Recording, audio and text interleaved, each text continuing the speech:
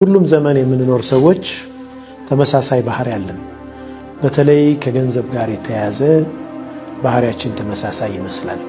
አላሁ ሱብሓነሁ ወተዓላም በተከበረው ቁርአኑ ወኢነሁ ሊሑቢል ኸይሪ ለሸዲድ፣ የሰው ልጅ እኮ ለገንዘብ ያለው ፍቅር ብርቱ ነው ይላል አላሁ ሱብሓነሁ ወተዓላ።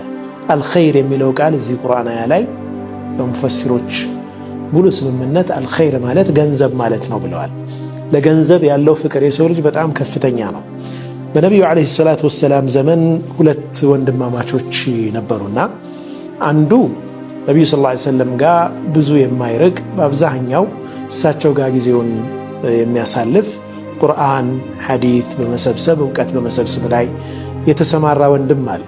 ሌላኛው ደግሞ የሚጥር የሚግር ገቢ ለማግኘት ጥረት የሚያደርግ ሆኖ ያን ደግሞ ለወንድሙ ያካፍላል። ታዲያ ከጊዜ በኋላ እኔ በሰራሁት ይህ ወንድሜ ቁጭ ብሎ እንዴት ዝም ብሎ ያገኛል አይነት ስሜት ተሰማውና ወደ ነቢዩ ዓለይሂ ሰላቱ ወሰላም ሄዶ አቤቱታ ያቀርባል። ይህ ወንድሜ ምንም ሳይሰራ ከእኔ ነው የሚቀለበው አላቸው። ነቢዩ ዓለይሂ ሰላቱ ወሰላም አንድ ጥልቅ መልእክት ያለው የህይወት መርህ ሊሆን የሚችል አንድ ንግግር ተናገሩት። ለዓለከ ቱርዘቁ ቢሂ አሉት። ምናልባትም አንተ ሪዝቅ እያገኘህ ያለው በሱ ምክንያት ሊሆን ይችላል አሉት ነቢ ሰለላሁ ዐለይሂ ወሰለም። ይህ ስራ ፈትነትን ወይም ስራ አለመስራትን የሚያበረታታ ሐዲት አይደለም። ምክንያቱም ነቢዩ ሰለላሁ ዐለይሂ ወሰለም ይህንን የተናገሩት ስራ ሰርቶ በሚሰጠው ሰው ነው፣ ስራ ለማይሰራው ሰው አይደለም። ስራ የማይሰራው ሰው ደግሞ ሌላ በር አለው። ዲንህንም ተማር ራስህንም ቻል የሚባልበት ሌላ አለ። ይህን ሰውዬ ግን ሰጪ ስለሆነ ለዓለከ ቱርዘቁ ቢሂ አሉት ነቢ ሰለላሁ ዐለይሂ ወሰለም። ምናልባትም አንተ ሪዝቅ የምታገኘው በሱ ምክንያት ይሆናል አሉት። ህይወት ውስጥ የምናግዛቸው በጣም በርካታ ሰዎች ይኖራሉ። ምናልባትም አላህ ሪዝቃችንን እየሰጠን ያለ በምንረዳቸው ወላጆቻችን ምክንያት ይሆናል። ሁሌም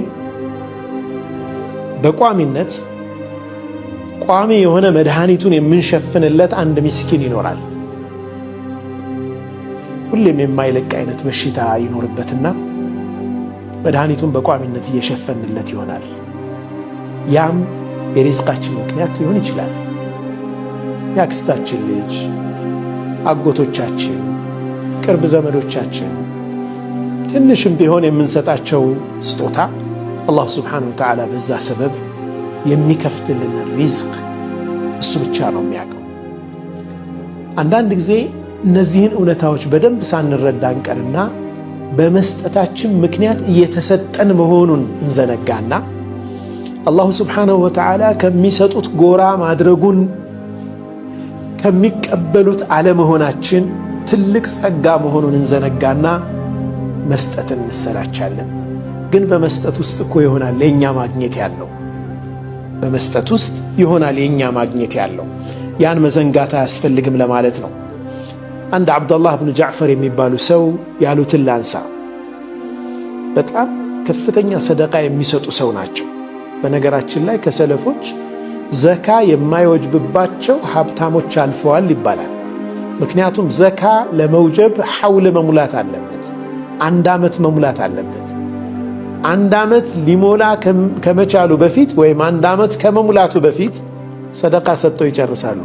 በሚቀጥለው ዓመት ገቢያቸው ለዘካ የሚበቃ ያክል ይሆናል። ግን ዓመት ከመሙላቱ በፊት ደግሞ አውጥተውታል። ያን የዛ አይነት ቸር ሰዎች አልፈዋል። እኒህ አብዱላህ ብን ጃዕፈርም እንደዛው አይነት ሰደቃ በመስጠት የሚታወቁ ናቸውና የቅርብ ዘመዶቻቸው እባክህን ቀንስ አበዛሃው ይሏቸው ነበር። ሱብሓነላህ። አንዳንድ ጊዜ እንዲህ አይነት ሰዎችም አሉ።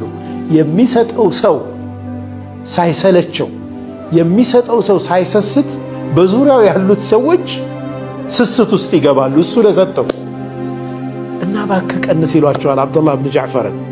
ምን አሉ? ለቀድ ዐወደኒ አላሁ ዐደተን ወዐወድቱ ዒባደሁ ዐደተን። አላሁ ስብሓነሁ ወተዓላ ያስለመደኝ ልምድ አለ፣ እኔም የሱም ባሮች ያስለመድኩት ልምድ አለ።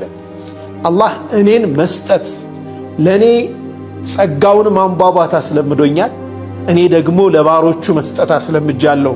ታዲያስ ፈአኽሻ ኢን ገየርቱ ዓደቲ አን ዩገየረ አላሁ ዓደተህ እኔ ያስለመድኩትን በመቀየሬ ምክንያት አላህ ለእኔ ያስለመደውን መልካም ነገር እንዳይቀይርብኝ ይፈራለሁ ይላሉ።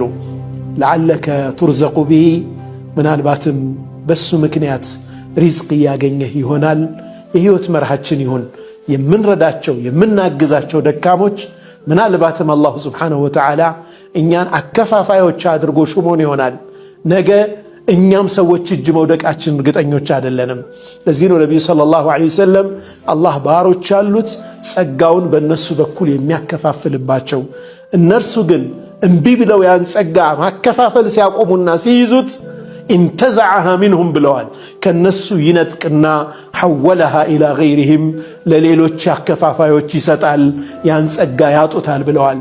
ምናልባትም አላሁ ስብሓነሁ ወተዓላ የሰጠን ጸጋ እኛ ዘንድ እንዲቆይ ምክንያቱ ምንሰጠው መልካም ነገር የምናበረክተው መልካም ነገር ይሆናል።